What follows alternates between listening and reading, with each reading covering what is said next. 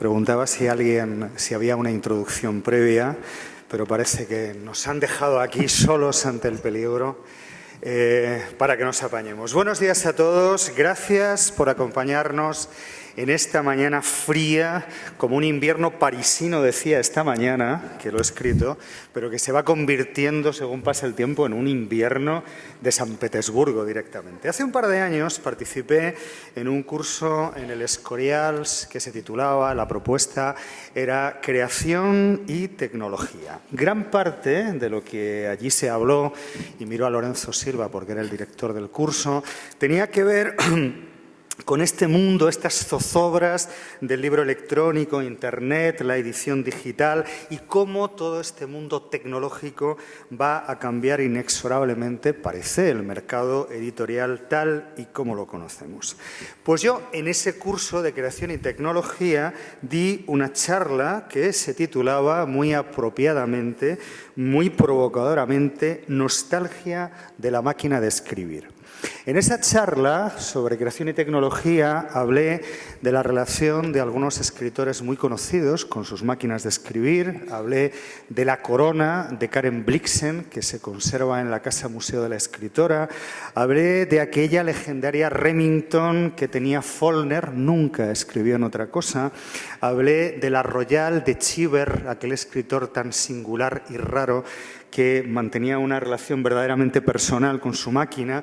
Hablé de Paul Auster, no sé si conocéis un libro suyo que se titula La historia de mi máquina de escribir, y leí en alguna parte que Cormac McCarthy había tenido que ir a una tienda de antigüedades a comprar una máquina, una Olivetti idéntica de la que acababa de donar para una subasta benéfica, pensando que no le iba a hacer falta, y rápido lo echó tanto en falta que tuvo que ir a una tienda de antigüedades a comprar otra.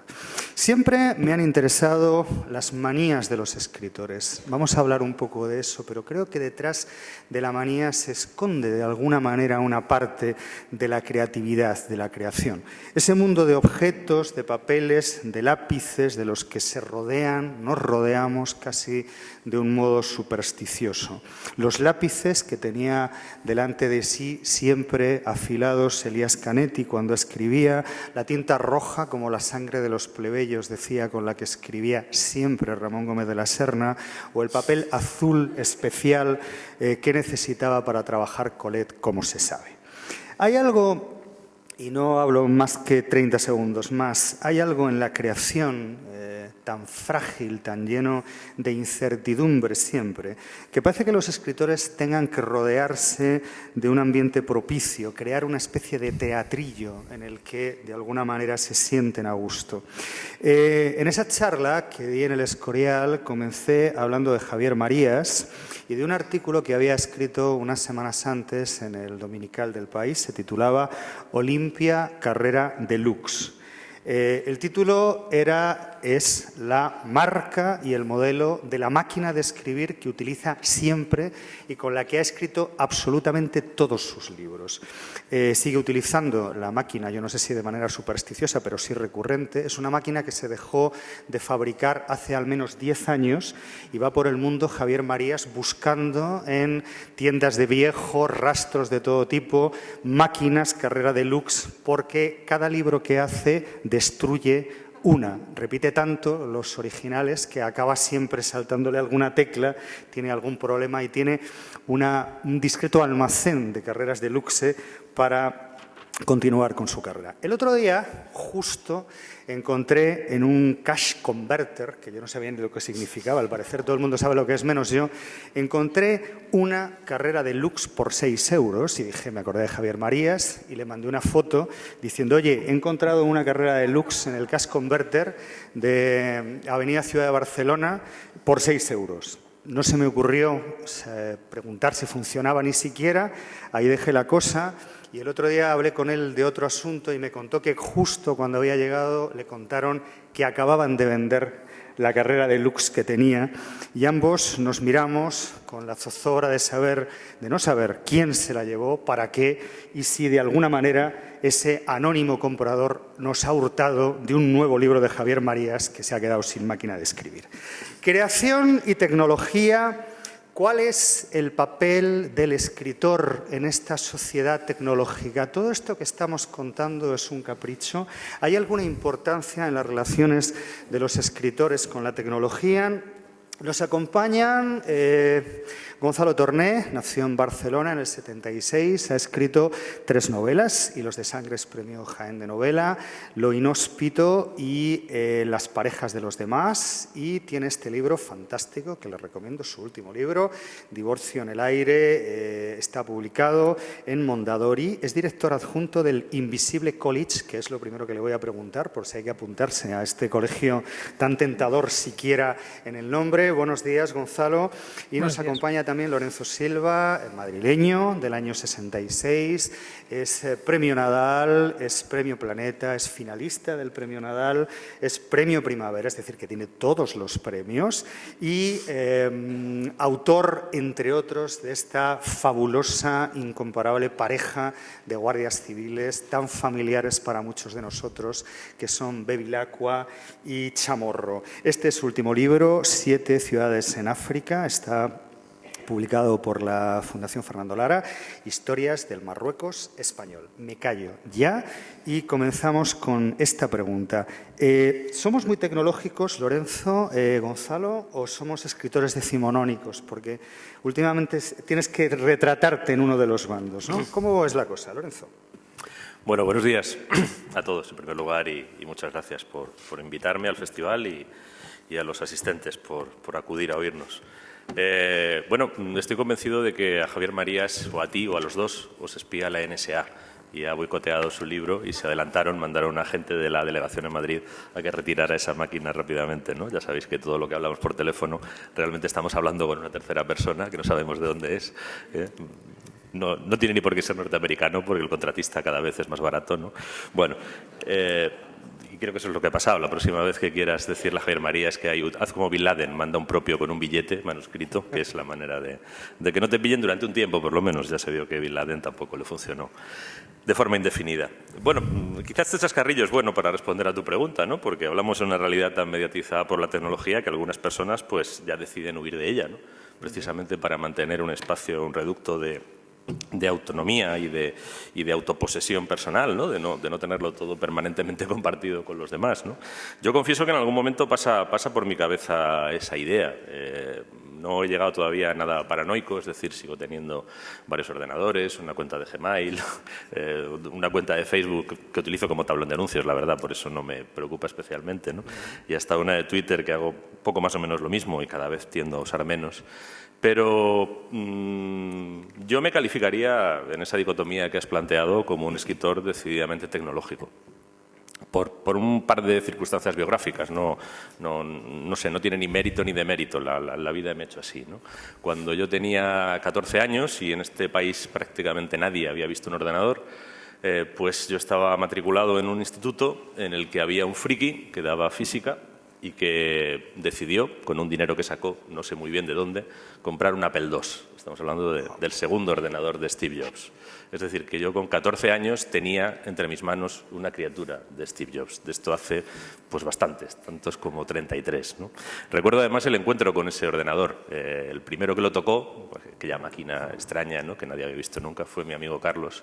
Y a mi amigo Carlos le pusieron el teclado. Tanto él como yo ya escribíamos nuestras primeras cositas en una máquina de escribir. Él tenía una Olivetti bastante vulgar y yo tenía una Erika fabricada en Alemania Oriental, que era una cosa que daba, tenía una solidez comunista absolutamente incomparable, ¿no? Aquello tú dabas ahí y podías hacer un plan quinquenal con ella sin ningún problema, ¿no? Bueno, pues eso era un poco nuestro material, ¿no? Mi amigo Carlos tomó el teclado de aquel Apple II, que ya era como no es como los Apple de ahora, era de estos todavía en 3 dimensiones, y entonces le dijo, pues venga, escribe C, pues programar, que fue lo que hacíamos, C, ¿no? sí, barrita. Nos poníamos a programar, o sea, lo que hicimos fue programar. Yo aprendí a programar con 14 años. Y mi amigo Carlos, pues habilitado, fue haciendo pa. Y entonces el profesor ese que se había gastado todo ese dinero que había conseguido, no se sabe dónde, en aquella joya, le miró así y le dijo, no, tan fuerte no, son sensores. Y aquella frase de son sensores se convirtió en una divisa, ¿no? Bueno, eso quiere decir que no soy nativo digital, pero casi. Cuando una cosa la ves desde pequeñito, realmente no solo le pierdes la extrañeza, sino que aprendes a aprovechar casi espontáneamente sus ventajas. Y también aprendes a otra cosa que yo he hecho en falta en estos tiempos, y he hecho en falta en muchas personas, sobre todo en las más jóvenes. Aprendes también a tener un acercamiento crítico a las máquinas. En estos 33 años yo he visto muchas máquinas informáticas y he visto muchas soluciones y llevo mucho tiempo viéndolas. Tengo una serie muy larga de máquinas y de soluciones. Y la tecnología se equivoca. La tecnología se equivoca muchísimas veces.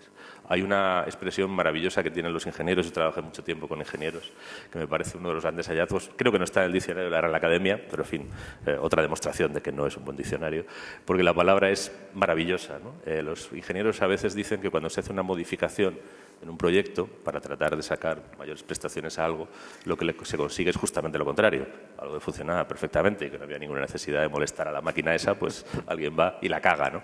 Y a eso lo llaman una peora, ¿no? O sea, por mejora está la peora, ¿no? O sea, hemos introducido una serie de peoras, ¿no? Bueno, pues yo he conocido varias peoras ya en la evolución de la tecnología. Para mí la más aparatosa son las redes sociales. Las redes sociales. Sí, pero eso es la página 2. No, pero bueno, lo dejo ahí planteado. Luego explicaré por qué. Pero bueno, lo que quiero decir es que he tenido una relación que no ha sido de fascinación permanente. Me han puesto en las manos muchas cosas que he dicho, esto es una patata. Y como es una patata, lo aparto. Cuando me pusieron el primer libro electrónico en las manos, lo primero que hicieron, bueno, estaba yo en Estados Unidos y me fui a buscarlos y recorrí todas las tiendas. Cogí los 5 que tenían y dije, estos son 5 patatas. Estos son 5 patatas, esto no va a ningún lado, el libro de papel está seguro. Cuando vi al calvo en uno de sus shows levantando el iPad, dije, estamos jodidos. Se acabó, estamos muertos. Sí. Pero bueno, luego hablaremos de eso si queréis. Sí, y la otra circunstancia biográfica, y con esto termino esta primera intervención, es que yo durante mucho tiempo he tenido 2, 3, 4, 5 y hasta 6 vidas al mismo tiempo. ¿Vidas? Sí, y en alguna de ellas tenía secretaria. En otras no. Esa gente dice, no, yo escribo a mano, porque, claro, la sensación de la estilográfica deslizándose, destilando su chorro de tinta por el papel holandés que me compro no sé cuándo, yo siempre pienso, cabrón, y luego la secretaria que está ahí, dale que te pego descifrando. Es decir, que este es un lujo que se puede permitir el que tiene determinado estatus, ¿no? Yo durante mucho tiempo estaba solo, y bueno, sigo solo en buena medida, ¿no? Y esa soledad la he gestionado muy bien gracias a la tecnología. Yo he podido funcionar profesionalmente en muchos ámbitos, no solo la literatura, precisamente por el apoyo de la tecnología. La tecnología multiplica mucho tus capacidades. Varias en eso le estoy muy cosas, agradecido. 2 o 3 notas y escuchamos a Gonzalo. Hay una lista que se llama la lista Robinson. Recuerdan que cuando en televisión se buscaba a la gente, en los programas de televisión, de repente decían buscar a alguien, te podías apuntar en una lista Robinson para que nunca te buscara nadie. Se me ocurría que tal vez podíamos hacer una lista de escritores Robinson para mantener esa isla si acaso hiciera falta. ¿Esto está ya subido a Twitter o nos inquietamos? ¿Todo el mundo capaz de hacerlo ha subido ya esta conversación nuestra a Twitter? Lo digo porque yo soy un inútil tecnológico. Al entrar he intentado subirlo, pero no sé si he tenido éxito o no. De modo que si hay alguien habilidoso con las redes, que por favor lo suba cuanto antes. Gonzalo, el ordenador. Vamos a empezar por el principio. Primero, ¿es una bobada esto de lo que estamos hablando o es importante? ¿Ha cambiado la vida de los escritores para bien, para mal? Bueno, bienvenido. Sí. Hola Jesús y gracias al festival y a los asistentes aquí presentes. Yo te escuchaba ahora cuando hacías esa especie de... hablabas del teatrillo del escritor. A mí al principio cuando empezaba a leer y leía entrevistas de escritores y les escuchaba hablar del teatrillo y demás, a mí siempre me pareció una cosa poco interesante, saber si escribían con una máquina de escribir de un tipo, de otro, una pluma estilográfica o un bolígrafo. Pero, sin embargo, luego, a medida que vas trabajando y a medida que vas haciendo tu propio trabajo, sí que me parece que el salto que ha habido de la máquina de escribir al ordenador y del bolígrafo a la máquina de escribir sí que es significativo, ¿no? En primer lugar, porque hay muy pocos escritores que hayan probado el procesador de textos y luego se vuelvan atrás a la máquina de escribir, ¿no? Como decía Lorenzo, la primera gran ayuda que hace el procesador de textos es que va muchísimo mejor, ¿no? El recuerdo de la máquina de escribir, yo tampoco soy un nativo digital, pero viví el paso, que además es un paso muy divertido, es casi como el paso de los cepelines, que duraron muy poco tiempo, pensé que llegaron los aviones, ¿no? Habían las máquinas de escribir eléctricas y entonces había una tecla fantástica que era la tecla de borrar. No sé si os acordáis, la tecla del Tipex, que era absolutamente, vista desde la perspectiva actual, era una cosa absolutamente lenta, inútil y sucia, pero en aquel momento era espectacular porque te permitía volver atrás, ¿no? El procesador de textos lo que tiene es que es magnífico para trabajar, ¿no? No necesitas una secretaria, no necesitas, como decía Lorenzo, necesitas una secretaria, no necesitas nada, te lo puedes hacer tú mismo, hacer todas las copias que quieras, no tienes que imprimir, no tienes que...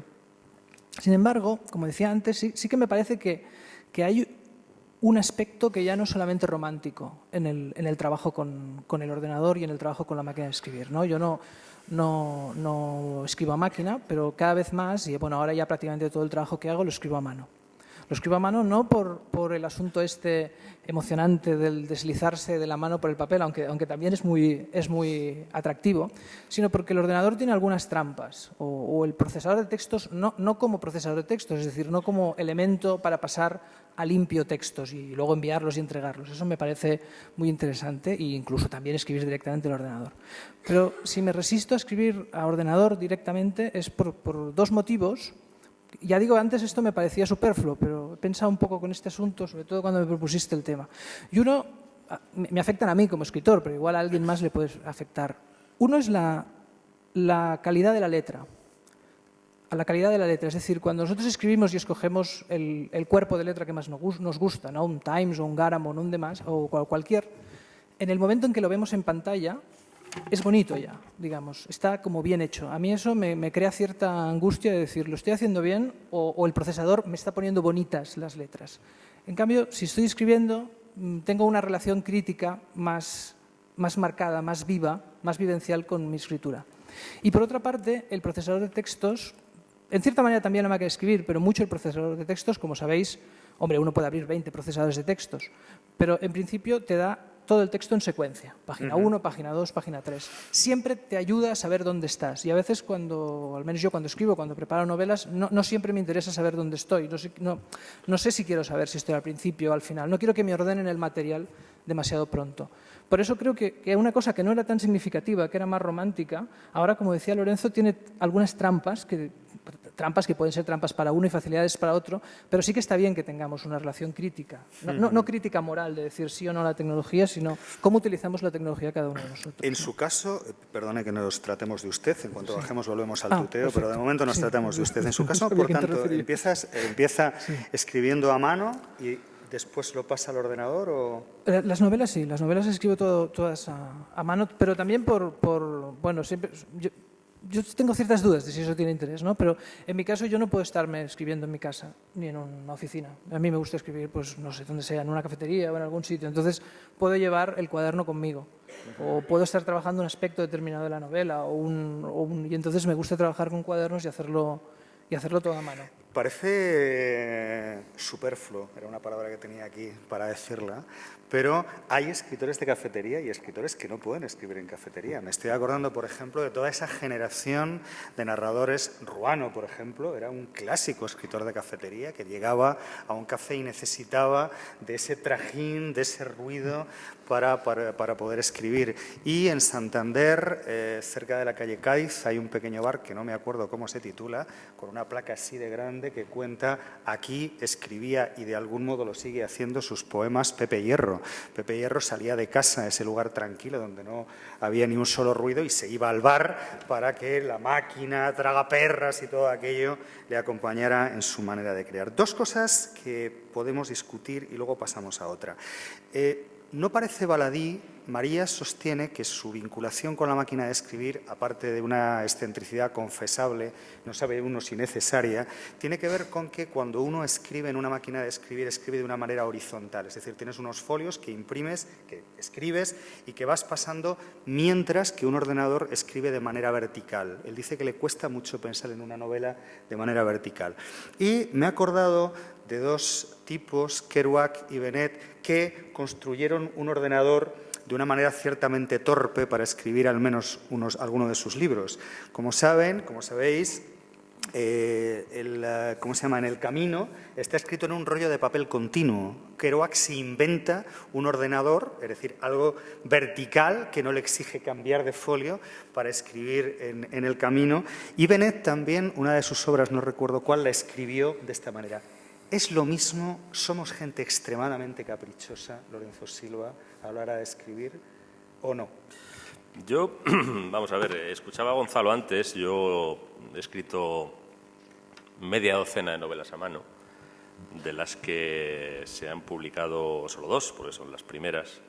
Yo dejé de escribir novelas a mano en el año 91, cuando terminé mi primera novela publicada, que es la última escrita a mano, y no he tenido jamás la necesidad de volver a escribir a mano nada. Nada, no ya una novela, nada. Es más, desde el año 93 o 92 y medio no he tenido necesidad de imprimir una sola página de papel. Yo no gasto papel. Qué ahorro, Lorenzo Silva. No, pero vamos, aparte no es conciencia ecológica ni que me haya contagiado con mi residencia a ráfagas en Cataluña, sino que no lo necesito. Que no lo necesito, que llegué a la conclusión, fue una epifanía, ¿no? Fue una epifanía, o han sido 2 epifanías. La primera epifanía, yo, como dijo en una ocasión San Pedro de octubre, el Premio Nacional de Literatura no lo merezco, pero el Premio Nacional de Mecanografía sí que lo podría ganar por el trabajo de mecanografiado de una novela que además no se publicó jamás, que se llama La espada o el rendido, una cosa adolescente, vibrante, trágica, en fin, de toda la intensidad imaginable, de 400 y pico imposibles páginas, que yo escribí, reescribí, recontraescribí y prácticamente creo que me acorté varios milímetros las yemas porque además yo solo escribo con 2 dedos, de mis 2 dedos índices, aporreando esa Érica comunista, ¿no? que era durísima, ¿no? Entonces, realmente entiendo lo que dice Gonzalo y entiendo que es algo que puede funcionar con ciertas mentes. Mi mente hace absoluta abstracción de eso. Yo veo lo contrario. Yo me busco tipos muy neutros y con mis tipos yo veo el texto. Yo veo el texto, veo las ideas, no veo ni siquiera mi propia escritura manuscrita, que me estorbaría. Ajá. Veo las ideas, veo el párrafo, veo el fluir de los personajes, los oigo. Es decir, el texto formateado ya, el texto en el tipo neutro que suelo utilizar, me permite ver directamente lo que está sonando y me permite además estructurar en la cabeza las cosas. Yo sí tengo bastante claro dónde va cada cosa en una novela, quizá depende del tipo de novelista que seas, ¿no? Entonces a mí eso no me molesta. Y cosas como las que dice, por ejemplo, Javier Marías, pues hombre, yo tengo una noticia para él. Esto está resuelto tecnológicamente desde hace mucho tiempo. Se llama iMac de 27 pulgadas y pones 3 páginas como un señor en el formato de Word. Y yo lo hago muchas veces cuando estoy repasando un capítulo, ¿no? Pues y en cuanto a lo de los cafés, que es la otra cosa que dices, yo eso también lo tengo resuelto con mi otra máquina de matar, que es un MacBook. Yo escribo en mi casa, en aeropuertos, en el tren, en el metro. En el metro, yo escribo en el metro. O en el tren. Yo, por ejemplo, tomo mucho, por razones de mi intendencia vital un poco absurda, el metro que va de Getafe a la T4 de Barajas, que es un metro además, el tren, perdón. Tengo que hacer un transbordo en Atocha, pero son, sobre todo a la hora que yo lo cojo, que es media mañana normalmente o media tarde, que son los vuelos más baratos, pues voy tranquilamente y voy 1 hora escribiendo tranquilamente en el tren. O sea, precisamente tenemos máquinas que nos permiten hacer abstracción de lo que uno sea, si uno es de cafetería, si ya digo, yo escribo donde haga falta. Y además eso del silencio y demás, yo tengo 4 niños y, por ejemplo, la habitación donde estaba escribiendo esta mañana estaba uno de los míos con la Xbox, otra peleándose con los deberes y un bebé llorando. Y yo estaba, pues, corrigiendo la reedición corregida y aumentada de mi libro sobre Irak.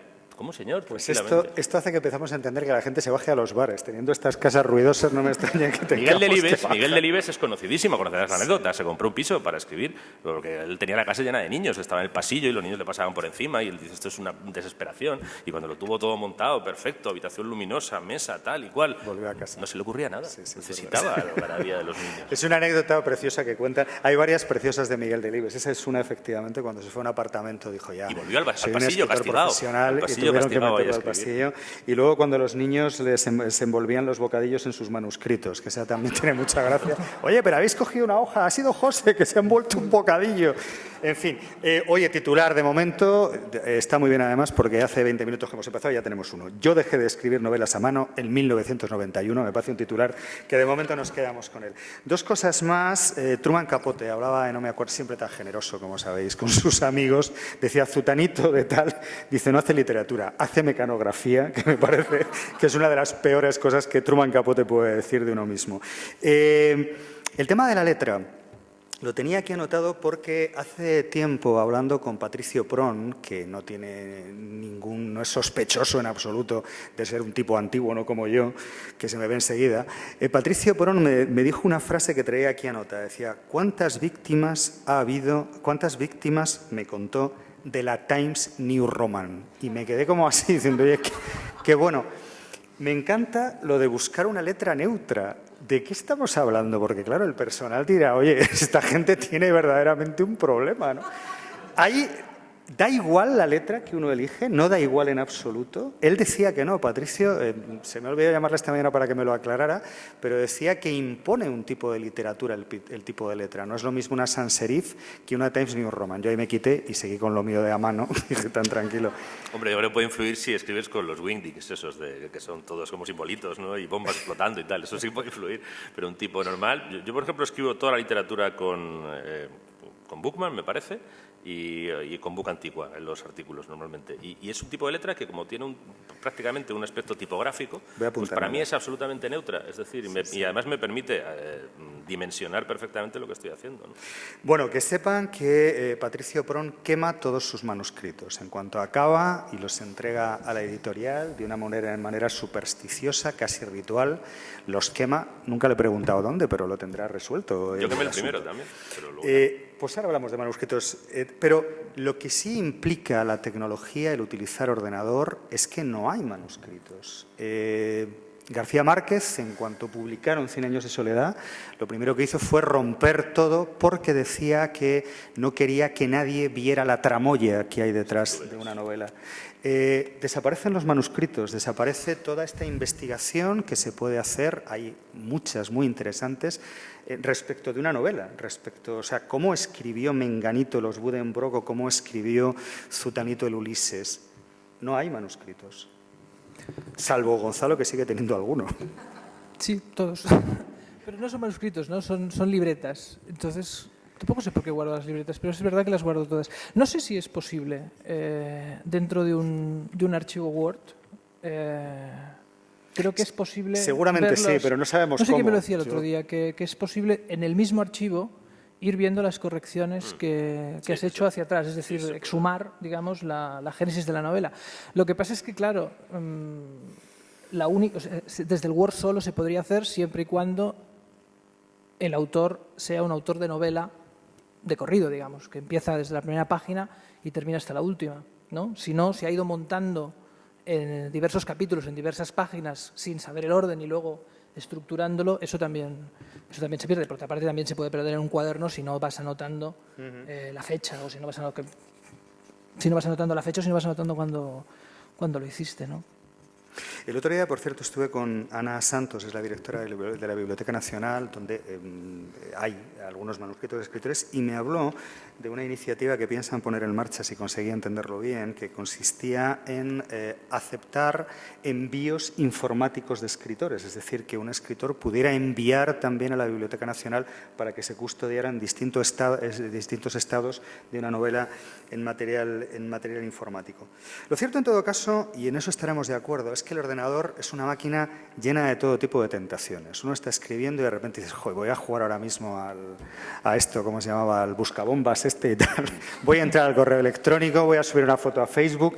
Está lleno de tentaciones, lleno de posibilidades de entretenimiento, tanto que hay escritores que tienen dos ordenadores. Uno para hacer los artículos, con el Buscaminas y con todo el solitario y todo esto, y otro para escribir novelas exento de tentaciones. No está conectado a Internet, solamente tienes el diccionario y el Word, ¿no?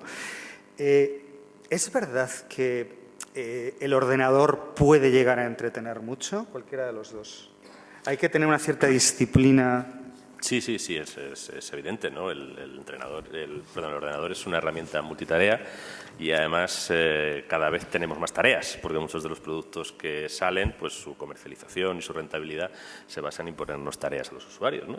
Más ilustre es Facebook, ¿no? Cada mañana un ejército de cientos de millones de trabajadores esclavos se conectan a Facebook y siguen alimentando el caudal de información de Zuckerberg, ¿no?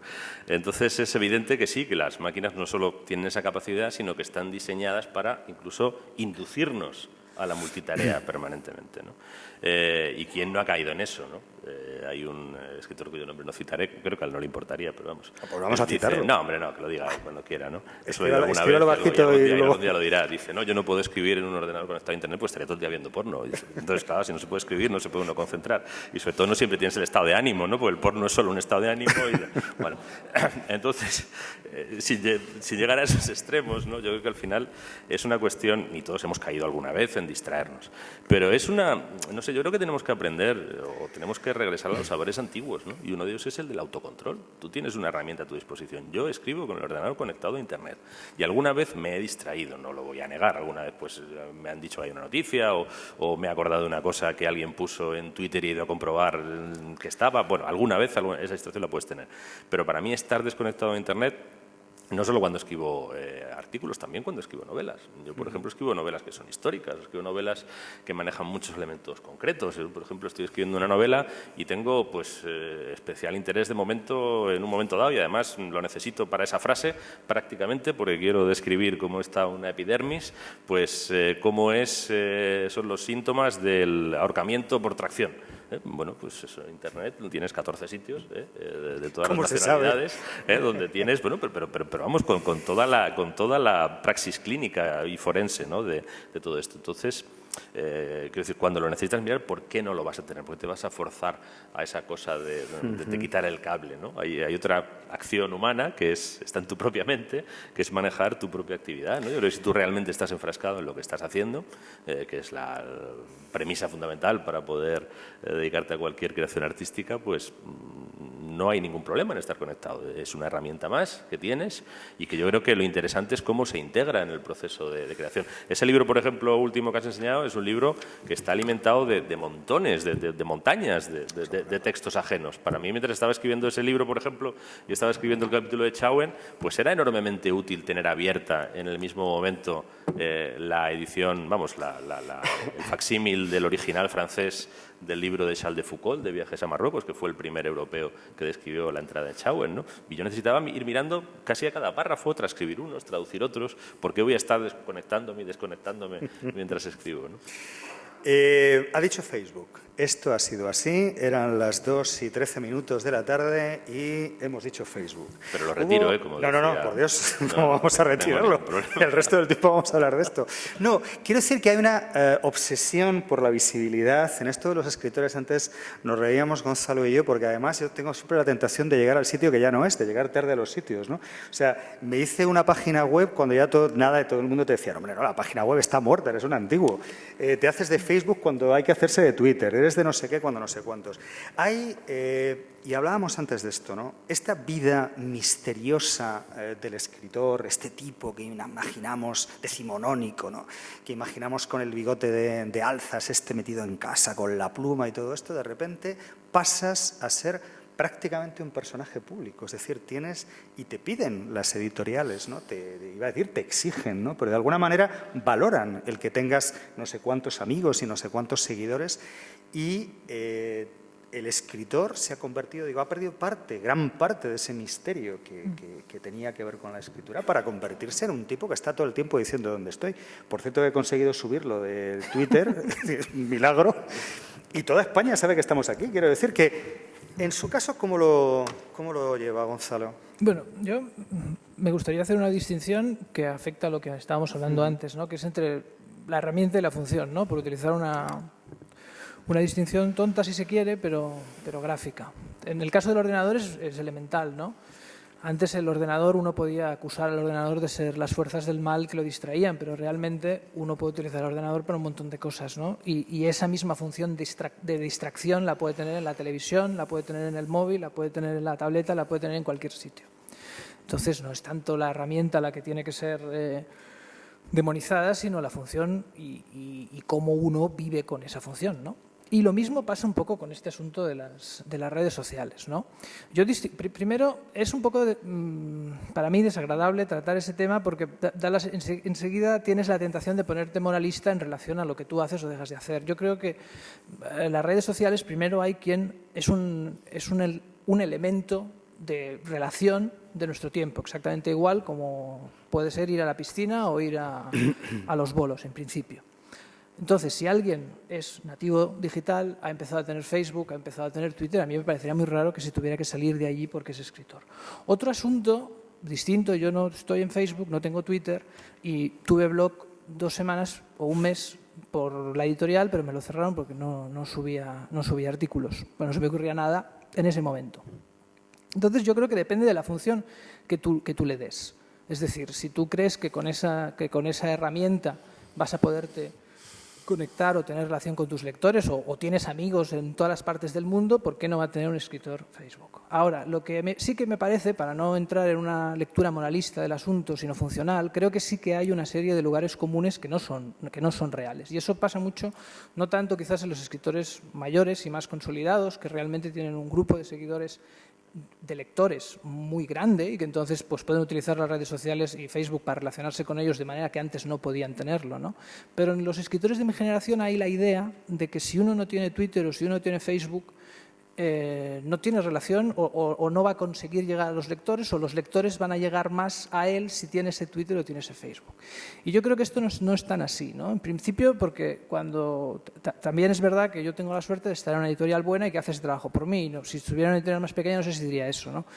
Pero hay un tema que para mí sí que es importante en Facebook y en Twitter, ¿no? Que cuando es el propio autor el que está vendiendo su producto o el propio autor el que está haciendo la autopromoción de su producto, de alguna manera es como el pesado que te viene a vender enciclopedias a tu casa, ¿no? Vender tu propio producto a veces lo abarata muchísimo. Yo creo que, y hablo sobre todo por escritores de mi generación, que han tenido la necesidad de subirse, digamos, yo soy de una franja de edad que entre que somos y no somos nativos digitales. Prácticamente lo somos, pero en el fondo no lo somos, ¿no?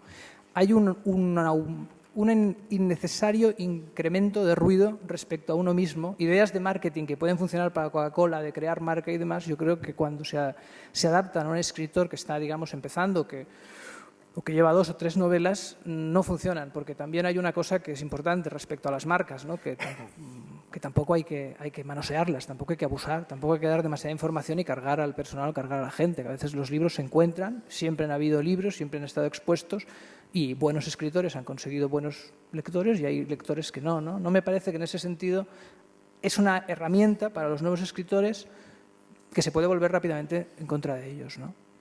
Y sobre todo es una herramienta, me da la impresión o planteo, como decían en televisión, me van a permitir que ponga este nuevo dato sobre la mesa, es una herramienta que quita muchísimo tiempo, ¿no, Lorenzo Silva? ¿O es cosa mía solo?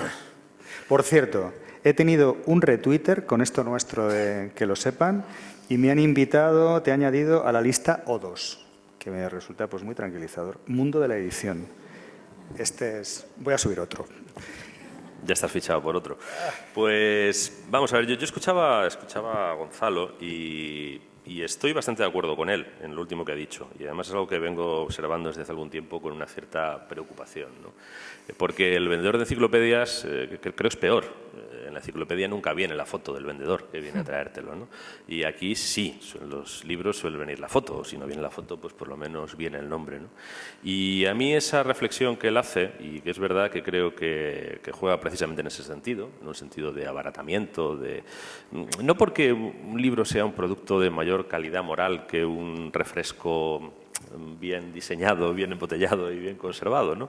Sino porque son cosas esencialmente distintas. Una cosa tiene un contenido muy concreto y lo otro pues tiene un contenido, primero, mucho más abstracto, mucho más difuso y mucho más cargado de emociones y de matices que hacen difícil que la propia persona que ha generado todo eso lo venda, ¿no?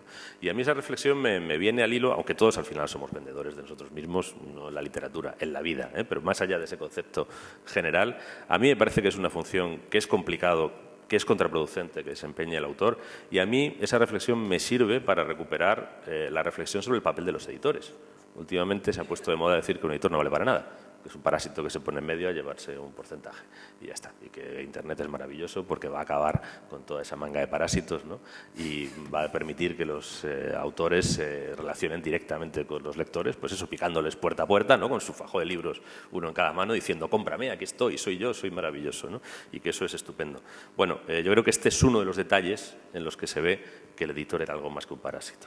El editor, entre otras cosas, es alguien que se dedica a vender el trabajo de otra persona diciéndole a alguien: yo que llevo no sé cuánto tiempo haciendo esto, que me estoy gastando mi dinero, que estoy apostando mi esfuerzo personal, te pido que repares en el talento de este, que no soy yo, o de esta, que no soy yo. Y eso tiene un valor. Y eso tiene un valor muy significativo, por no hablar otras cosas más que podríamos comentar respecto de la edición. En cuanto a lo de las redes sociales, yo tampoco las quiero demonizar. Efectivamente, cumplen una función y tienen unas normas de manejo, ¿no? Si uno se pone muy extremo, pues no se puede demonizar ni el AK-47, ¿no? Si el AK-47 no lo apuntas contra nadie, pues es una máquina perfectamente inofensiva, ¿no? Simplemente acribillas una pared, pues te sirve para echar adrenalina y no tiene ningún efecto adverso, ¿no? Pero las redes sociales yo creo que hay un pequeño detalle que llevan a una consideración, en mi caso, un poco más negativa que cualquier herramienta. No son herramientas programadas porque sí y para nada más que para que las usemos. Hay una cosa que hay que invitar siempre a la gente a que repare en ella. Usarlas es gratis. En este mundo nada es gratis. Absolutamente nada es gratis.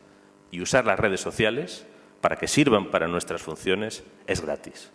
¿Por qué? Porque están desempeñando otras funciones que no son nuestras, que son a costa de nosotros y que, como se ha visto recientemente, pueden ser contra nosotros. Y están programadas así, están fabricadas así.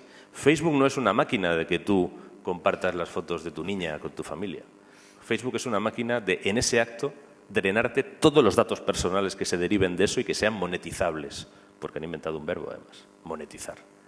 Y esa fabricación especial de esta máquina es como si un Kalashnikov, pues eso, en lugar de disparar fuego solo por la bocacha a lo que se pone delante, pues tuviera un cañoncito pequeño que te pegara pequeños balinazos a ti en la frente, ¿no? Esa es realmente la cuestión, porque además hay una ganancia en todo eso que las redes sociales hacen a costa de nosotros.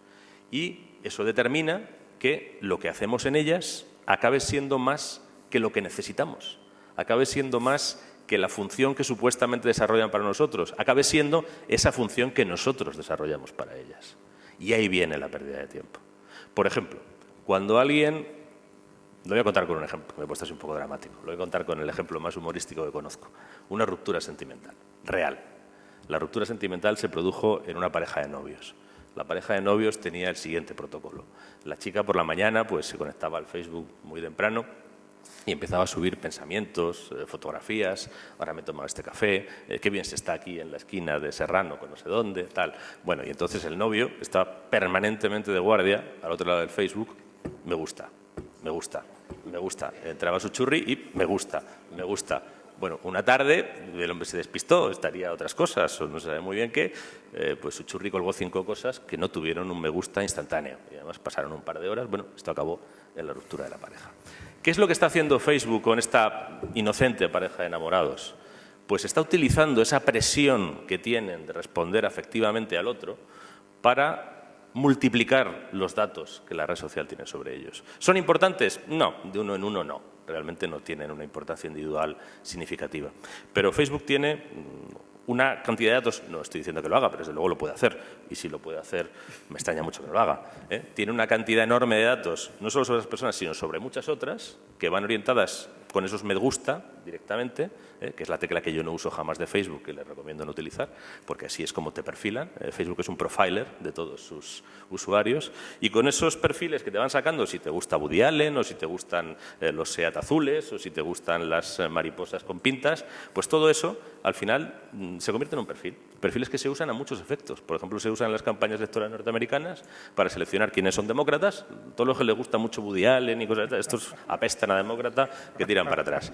Si un tipo tiene el Facebook lleno de fotos de armas y de fusiles con mira telescópica y demás, este va a votar republicano seguro. Entonces, todo eso lo apartan. Con esa gente no merece la pena gastar dinero, ni el demócrata ni el republicano. Entonces, se encuentra a los que realmente pueden ser votantes, ¿no? Y la pérdida de tiempo viene de ahí. Es decir, yo creo que hay que tener casi una actitud defensiva frente a redes sociales que no son simples herramientas, no son herramientas como los demás, no son herramientas que la persona utiliza para sus fines, también son herramientas que el fabricante de la herramienta emplea para utilizar a las personas para los fines del fabricante de la herramienta. Y eso es muy evidente a estas alturas. Creo que yo, por lo menos a mis hijos, que son pequeños, lo digo todos los días para que lo entiendan. El otro día circulaba en Twitter una foto muy simpática de un niño que estaba al lado de Obama en la barra de un restaurante y le decía el niño a Obama, le decía, dice, mi papá dice que nos espías. Y le decía a Obama, dice, no es tu papá. Bueno, qué miedo esto de las redes sociales. Menos mal que tenemos pocos seguidores, vamos, por lo menos los míos. ¿Cuántas buenas novelas, cuántos buenos escritores se han perdido con Internet? Con esta obsesión de tener que estarse dejando ver, visibilizarse, que se dice ahora, todo el tiempo. ¿Cuánto de los esfuerzos de un escritor están volcados a dejarse ver en detrimento de la propia obra, de la propia literatura? Joder, qué pregunta más... Me he quedado atónito yo mismo. Por favor, Gonzalo. Si no, bajamos al público.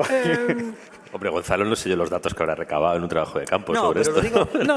Lo digo en serio. Ni Gonzalo ni nadie, vamos. Estar todo el día... Yo tengo algún nombre en la cabeza, pero si él no ha contado lo del porno, yo tampoco voy a decir los míos. No, quiero decir que ¿cuánto tiempo de la vida de un escritor últimamente se emplea en...? Si la pregunta es cuántos buenos escritores han dejado de serlo por acceder a redes... Espera. Esa era la pregunta, sí. Bueno, pues esa es la que no sé, porque no he hecho el análisis, digamos, no lo he seguido. Lo que sí que creo es que en eso hay un... Lo que sí que creo es que no hay ningún buen escritor o alguien que podría haber sido buen escritor que se ha perdido en ese camino. Por un motivo, o por un motivo no, por un argumento. Voy a intentar argumentarlo, ¿no? Yo creo que el buen escritor no es el que escribe... avisa que va a escribir o avisa que va a escribir un gran libro, sino es el que recibe el reconocimiento por parte de la editorial, por parte de la crítica y por parte de los lectores de que ha escrito un buen libro.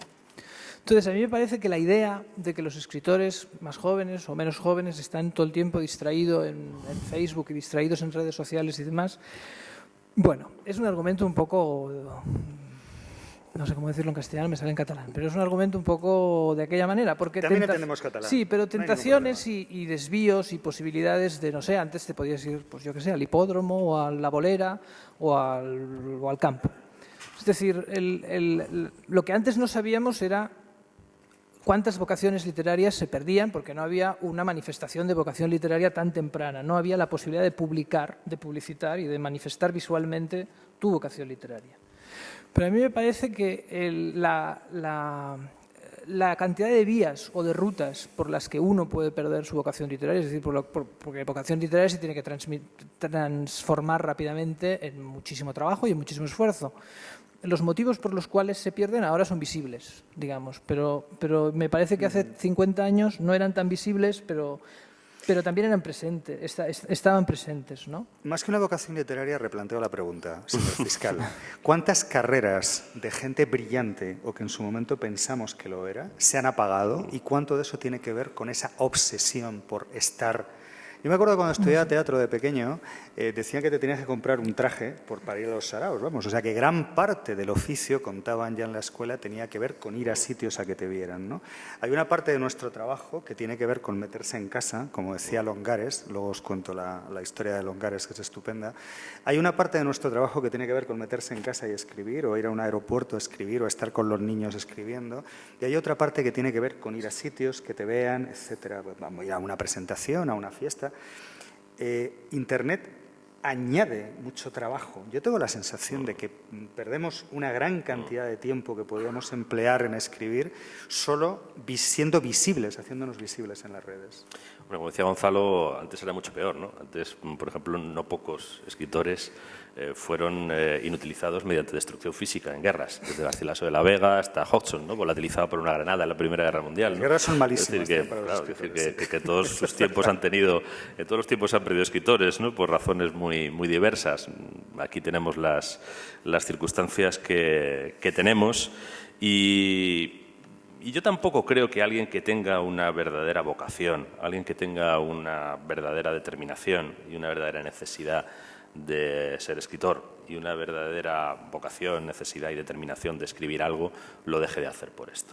quizá deja de hacer pues cosas de las que no estaba muy convencido, o que no tenía muy claras, ¿no? O a lo mejor las distracciones le impiden ver alguna cosa, ¿no? Pero bueno, yo no situaría esto en un nivel de distracción muy diferente de algunas de esas cosas que mencionabas tú, ¿no? Por ejemplo, lo de ir a fiestas. Ir a fiestas, pues creo que es importante si eres Scott Fitzgerald o si eres Marcel Proust, ¿no? Y van a ser el argumento de tus novelas, pero si no, yo puedo vivir perfectamente sin las fiestas. ¿Qué fiestas organizaba Fitzgerald de todas maneras? Leí que siempre inventaban alguna cosa curiosa para que la gente se acordara de la fiesta, y una de las más originales que inventaron fue poner una olla con, ¿cómo se llama?, con tomate, que estaba cociendo, donde tenías que echar las joyas que llevabas. Me pareció insólito. Dije, jolín, cómo eran los Fitzgerald, qué comodidad.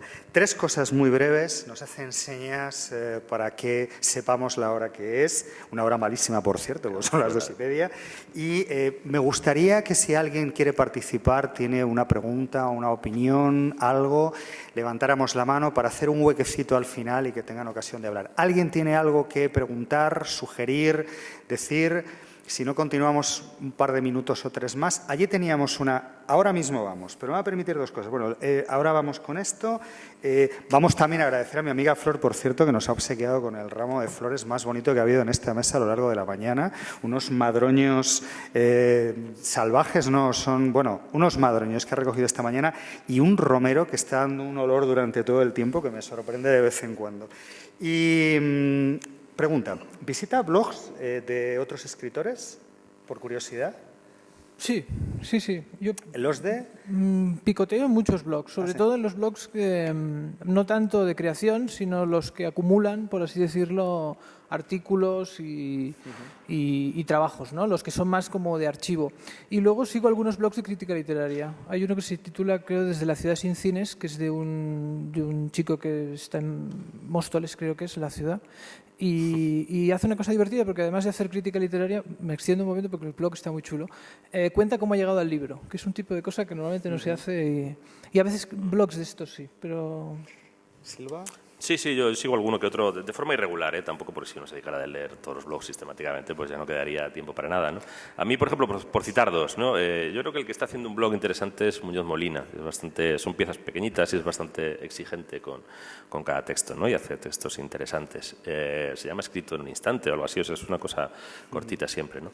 Y en la línea de los blogs que mencionaba Gonzalo, que hay más de uno, yo recomiendo mucho un blog de crítica literaria que se llama Las bizarrías de Belisa. Yo creo que publica las mejores reseñas que se hacen sobre novela española contemporánea, las más detalladas, las más razonadas, las más fundadas y las más fiables.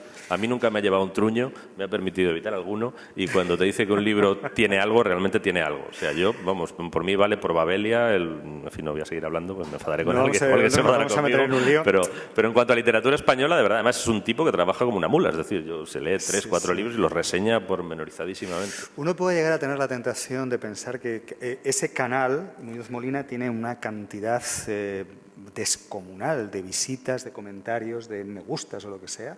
Uno puede llegar a tener la tentación de que puede efectivamente prescindir de cualquier otro canal diciendo yo mismo, como decía McLuhan, al final también me he convertido en el mensaje.